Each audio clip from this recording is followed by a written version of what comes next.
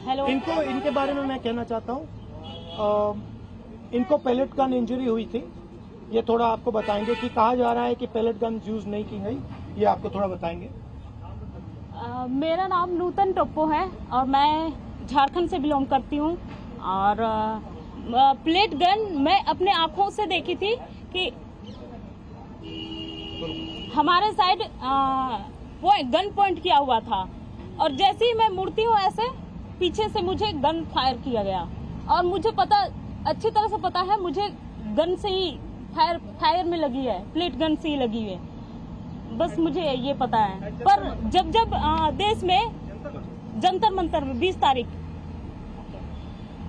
और जब अन्याय के खिलाफ हमें खड़ा होने का मौका मिले हम खड़ा होंगे जरूर। मैं फरानाज उत्तर प्रदेश से आई हूँ। मैं एज अ ग्रेजुएशन स्टूडेंट हूँ, लेकिन हम जब 20 तारीख को जंतर मंतर पे एकदम पीसफुल होकर प्रोटेस्ट कर रहे थे, ये पुलिस के गुंडे बहुत बुरी तरीके से हमको मारे। इतने बुरा इंजर्ड करने के बाद में ये लोग हम लोगों पे ये बोलते हैं कि अगर आप कार्रवाई करोगे तो हम लोग भी डायरेक्ट कार्रवाई करेंगे। देन उसके बाद भी जब इनसे ये नहीं बना तो ये लोग कहने लगे, ये पुलिस का कहना था कि इनका नाम क्योंकि मुसलमान नाम से इन लोगों ने जज किया कि मैं फरानाज। पहले इन्होंने मुझे मारने के बाद बस में बिठाया, 3 घंटे तक लिटरली रखे और फिर उसके बाद बोलते हैं कि नाम क्या। मैंने कहा फरानाज। इनकी लिस्ट अलग बनाई जाएगी क्योंकि ये लोग देशद्रोही है। तो सर अगर हम लोग शांति से प्रोटेस्ट कर रहे हैं, क्या हम देशद्रोही हैं? क्योंकि हम लोग नॉर्मल लगा रहे थे वंदे भारत और भारत माता की जय, उसके बावजूद भी हम लोग को मारने के बाद देशद्रोही बोलते। तो ये इन्होंने हमारे साथ किया। उसके साथ साथ सोशल मीडिया पे लगातार आ रहा है कि अरे ये लोग सिर्फ देशद्रोही पना करने गए थे। तो मेरा यही कहना है कि अगर आप लोग इस तरीके से करते रहोगे लेकिन हम लोग बाज नहीं आएंगे। हम हक के लिए, अपने देश के लिए हमेशा खड़े रहेंगे। जय हिंद, जय भारत। मेरा नाम भरत बानाइत है। मैं नागपुर से आया था जो जंतर मंतर के लिए प्रोटेस्ट किया था। उस प्रोटेस्ट में मैं 20 जून से था, पर 20 जुलाई को हुआ वाकया तो हमने धर्मेंद्र प्रधान के लिए जो इस्तीफा मांगा था, उस इस्तीफे के लिए इन्होंने इतना अत्याचार किया, इतनी बर्बरता की शायद हमने अमित शाह का इस्तीफा मांग लिया होता तो इन्होंने हम पे सीधा गोलियां चला दी होती, बॉर्डर बना दिया होता जंतर मंतर को। मुझे इस तरीके से लगता है क्योंकि हमने जो सहा है, मैंने खुद कईयों बच्चों को एम्बुलेंस में डाला जो ब्लीडिंग हो रही थी, उनसे ब्लीडिंग हो रही थी। मैंने उनको डाला तो सामने जाके उनको रोका गया था। उनको रोकने के बाद उनको फिर जिनके सर पे लगी थी उनके पैर तोड़े गए और जिनके पैर टूटे थे उनके सर फोड़े गए, हाथ तोड़े गए। मतलब इस तरीके का वाक्य हमने देखा और अभी तक जिंदगी में मैंने ये ऐसा दिन कभी मैंने अपने जिंदगी में नहीं देखा और ये मेरे जिंदगी का ब्लैक डे था और ये जिंदगी में किसी के नहीं आना चाहिए। इसलिए सबने एक साथ सब खड़े हुए और जैसे मुझे मारा गया तो लोग मुझे देख के आए, पर अभी हमें लगता है कि उस दिन अगर हम रुकते नहीं जंतर मंतर पे तो ये लोकतंत्र का आखिरी दिन होता। यही मैं कहना चाहता हूँ। धन्यवाद।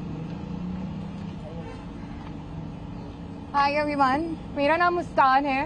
मैं ज़्यादा कुछ नहीं बोलूँगी, मैं बस इतना बताऊँगी that I was one of the peaceful protesters at Delhi Jantar Mantar. मेरा सवाल बस ये है कि जब मैं शांति से चल रही थी तो पुलिस ने मुझे मारा क्यों? आरएएफ ऑफिसर्स ने मेरे ऊपर लाठी क्यों बजाई?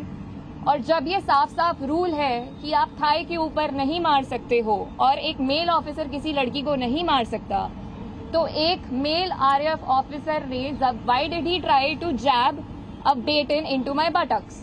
मेरा बस इतना सा सवाल है। और अगर इसके लिए जिसको भी उसने ऑर्डर दिया था अगर वो आके मुझसे माफी मांग ले तो मुझे भी बहुत खुशी मिल जाएगी। एंड सेकेंडली, क्योंकि मैंने बोला कि मेरा नाम मुस्कान है, मैं एडिशनली ये भी ऐड करना चाहूंगी कि सरनेम मेरी शर्मा है और ये मैं इसीलिए बता रही हूँ क्योंकि आजकल हर कोई मान के बैठा है कि मैं मुस्लिम हूँ और इसीलिए मुझे और ज्यादा गालियां मिल रही हैं। And that does not tell anything about me but that tells a lot about the narrative जो इस कंट्री में अभी सेट हो रहा है कि अगर इसने सरकार के खिलाफ बोल दिया तो ये तो मुस्लिम है, और जैसे ही आप किसी को मुस्लिम बना देते हो समहाउ वो अपने आप ही एंटी नेशनल कैसे बन रहा है। तो हम इस नैरेटिव को बहुत ज्यादा आजकल फॉलो कर रहे हैं और ये जितनी भी ट्रोलिंग आजकल हो रही है इंटरनेट पे, जितना भी हरासमेंट हम लोग फेस कर रहे हैं, ये इस कंट्री का नैरेटिव बताता है बहुत साफ साफ। थैंक्स। आप सब लोगों से सवाल है कि आप कह रहे हो इंटिमिडेट किया जा रहा है, आप कह रहे हो डराया जा रहा है, आपके ऊपर एक्शन हो रहा है, even then you standing here, what makes you standing here? No, but I want to say something else. Yeah. Which is even more powerful. Yes. That They are young people who are standing here in front of India's press. But Amit Shah and the Prime Minister don't have the courage to stand here. अगर ये बाहर जाएगा उसके बाद हमें रोज और गालियां पड़ने वाली हैं। What makes you standing here? They are क्योंकि Indian. कल को मेरे साथ गलत होगा, मेरे साथ कोई आके खड़ा नहीं होगा अगर आज मैं दूसरों के लिए आवाज नहीं उठाऊंगी। और ये ऐसी country, to be very honest, जिन लोगों को मेरी सुरक्षा करनी चाहिए उस दिन मैं उन्हीं लोगों से पिट रही हूँ। So as a woman of this country, please tell me where am I suppose to go to for my protection. मुझे बस आप इतना बता दीजिए। Just 1 second. One second. मेरा बस एक सवाल है जो भी ये देख रहा है उनसे, क्या जस्टिस आपको सिर्फ तभी मिल सकता है जब आप कोई कॉन्स्टिट्यूशनल वर्कर हो, या आर्टिकल 14 के हिसाब से जस्टिस सबके लिए इक्वल है? ये मेरा सवाल है। So no, last thing I want to say. 1 second. We're not taking any more questions. Last thing I want to say is that for them to come here, जो आपने बोला, it is an act of courage. It is not easy for them to come here. They are facing harassment. They are facing violence. They are facing torture. And I'm very proud that they have the courage to speak so eloquently, so beautifully about what they're feeling. And these are exactly the type of youngsters that this country needs. There's thousands and thousands of them, and I'm extremely proud of what they have done.